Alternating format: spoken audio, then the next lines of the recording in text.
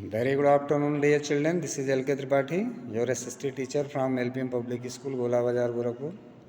Dear children, we have been discussing about the nationalism in India. This is very important chapter for you. In this video, we shall discuss about the movement in the towns. So we have to start it, and this topic will enable us to know about the movement in the towns, how the movements spread in towns of the country, and what was the impact of this movement. So let's get started. The movements started with middle class participation in the cities. Thousands of students left government controlled schools and colleges. Headmasters and teachers resigned. The lawyers gave up their legal practices. The council elections were boycotted in most provinces except Madras. Madras, where the Justice Party, the party of the non Brahmins, felt that entering the council was one way of gaining some power, something that usually only Brahmins had access to. So, the impact of this movement spread largely in the towns. All the schools, colleges were closed, lawyers, teachers, we can say all the government officers resigned from their post. They participated in the movement. And the council elections, it was also boycotted in most of the provinces. Only Madras, where Justice Party, that was the non-Brahmin party, felt that entering the council was one way of gaining some power, something that usually only Brahmins had access to. One party was there, that was Justice Party in south part of India, that had entered in this council supported by the British government, and it was only Brahman has to access to. The effects of non-cooperation on the economic front were more dramatic. Foreign goods were boycotted, liquor shops picketed, and foreign cloth burned in huge bonfires. The import of foreign cloth halved between 1921 and 1922, its value dropping from rupees 102 crores to 57 crore.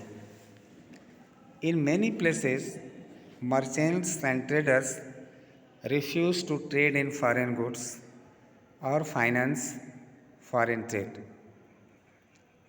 As the boycott movement spread and people began discarding imported clothes and wearing only Indian ones, production of Indian textile mills and handlooms went up.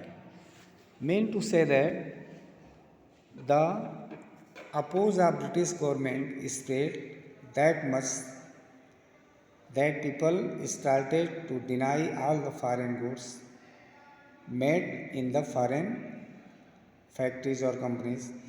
People were determined to use only Swadeshi made goods, even cloths, other type of utensils, food items. Totally, the foreign goods were boycotted. But this movement in the cities gradually slowed down for a variety of reasons. Khadi cloth was often more expensive than mass produced milk cloth, and poor people could not afford to buy it.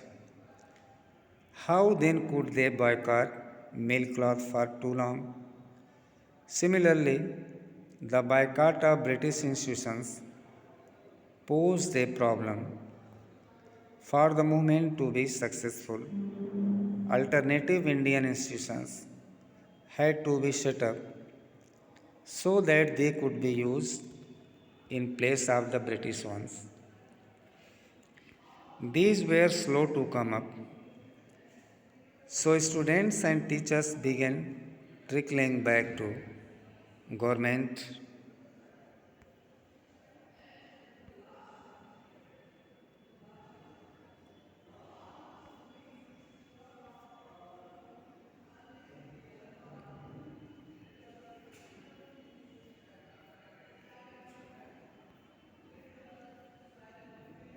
institutions.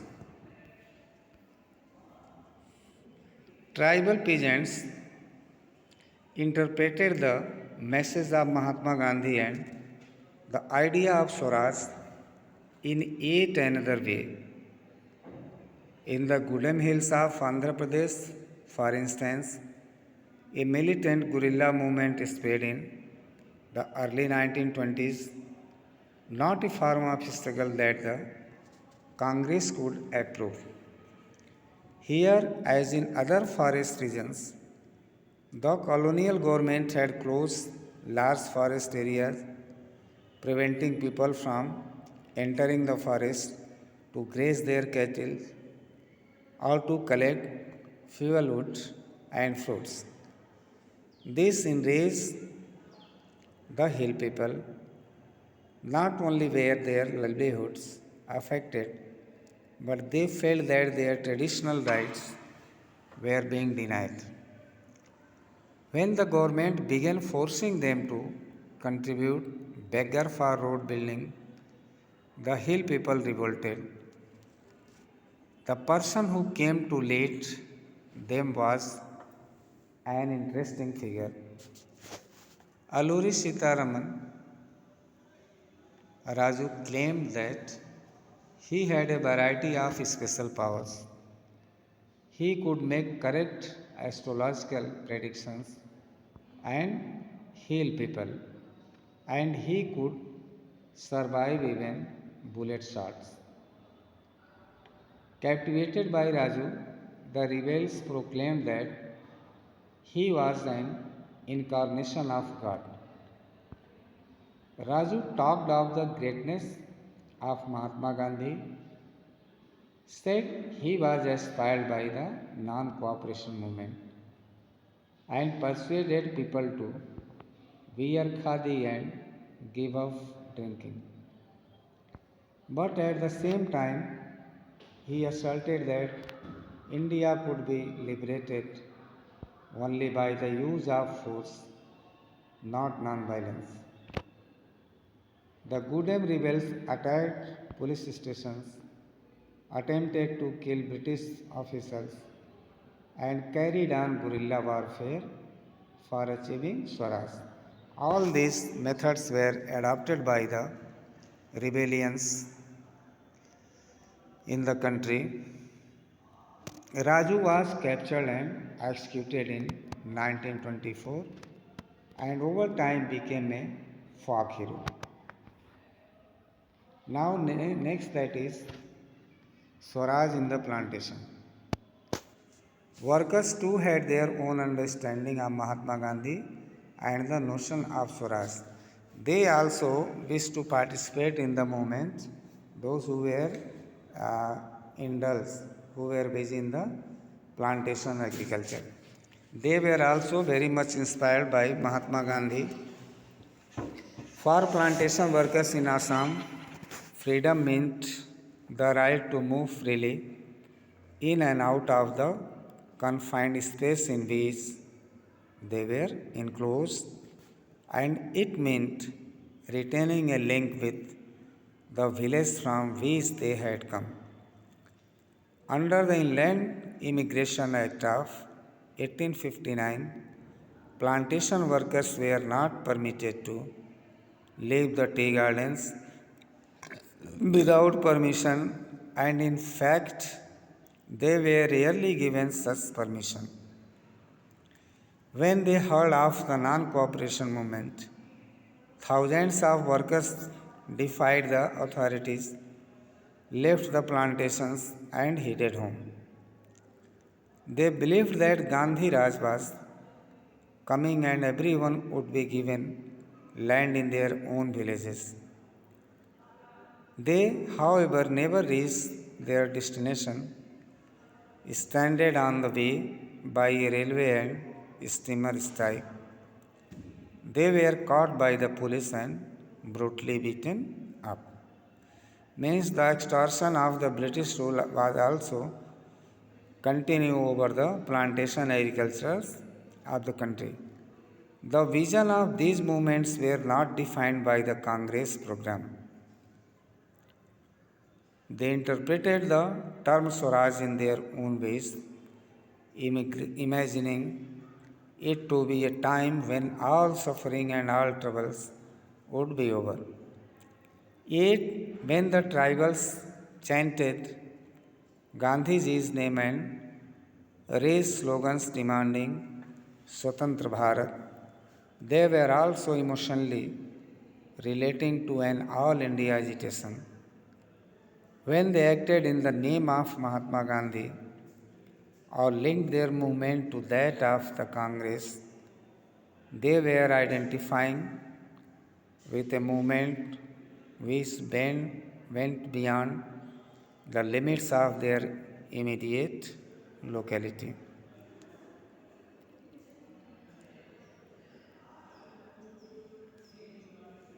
Towards the civil disobedience. Now, next topic we shall discuss towards the civil disobedience movement. What was civil disobedience? We shall discuss about that. Means to oppose all the rules and regulations by British made by the British. Indians defied the laws of British. This was the civil disobedience. In February 1922, Mahatma Gandhi decided to withdraw the non-cooperation movement. He felt the movement was turning violent in many places and Satyagrahi needed to be properly trained before they would be ready for mass struggle. Ultimately, it was decided by Mahatma Gandhi in 1922 to withdraw the non-cooperation movement. He felt as it was turning to the violence. At many places, the satyagrahis and rebellions destroyed the property and they did not justify the rules made by Mahatma Gandhi. As a result, Mahatma Gandhi thought first they should be trained, after that they need to participate in the movement. Within the Congress, some leaders were by now tired of mass struggle and wanted to participate in elections to the provincial councils that had been set up by the Government of India Act of 1919. They felt that it was important to oppose British policies within the councils, argued for reform, and also demonstrated that these councils were not truly democratic. C.R. Das and Motilal Nehru formed the Swaraj Party within the Congress to argue for a return to council politics. But younger leaders like Jawaharlal Nehru and Subhash Chandra Bose pressed for more radical mass agitation and for full independence. In such a situation of internal debate and dissension, two factors again shaped Indian politics towards the late 1920s. The first was the effect of the worldwide economic depression. Agricultural prices began to fall from 1926 and collapsed after 1930. As the demand for agricultural goods fell and exports declined, peasants found it difficult to sell their harvest and pay their revenue. By 1930, the countryside was in turmoil. Against this background, the new Tory government in Britain constituted a statutory commission under Sir John Simon, set up in response to the nationalist movement. The commission was to look into the functioning of the constitutional system in India and suggest changes. The problem was that the commission did not have a single Indian member. They were all British. The Simon Commission came to India and it was opposed by Mahatma Gandhi and rest of the leaders of the country. A mass agitation began in the countryside. The commission's aim was to review the constitutional uh, rules in India, and it was opposed. Why? Because no Indian was taken in this commission. Only British officers were the member of this commission. That's why it was opposed. When the Simon Commission arrived in India in 1928, it was greeted with the slogan, "Go back, Simon." All parties, including the Congress and the Muslim League, participated in the demonstrations. In an effort to win them over, the Viceroy, Lord Irwin, announced in October 1929 a vague offer of dominion status for India in an unspecified future and a roundtable conference to discuss a future constitution. This did not satisfy the Congress leaders. The radicals within the Congress, led by Jawaharlal and Subhash Chandra Bose, became more assertive. The liberals and moderates who were proposing a constitutional system within the framework of British dominion gradually lost their influence. In December 1929, under the presidency of Jawaharlal Nehru, the Lahore Congress formalized the demand of Purna Swaraj or full independence for India. It was declared that 26 January 1930 would be celebrated as the Independence Day, when people were to take a place to struggle for complete independence. But the celebration attracted very little attention. So Mahatma Gandhi had to find a way to relate this abstract idea of freedom to more concrete issues of everyday life. We are going to finish this discussion up to here. In the next video, we shall see the Salt March and the civil disobedience movement. Till here, goodbye and good day.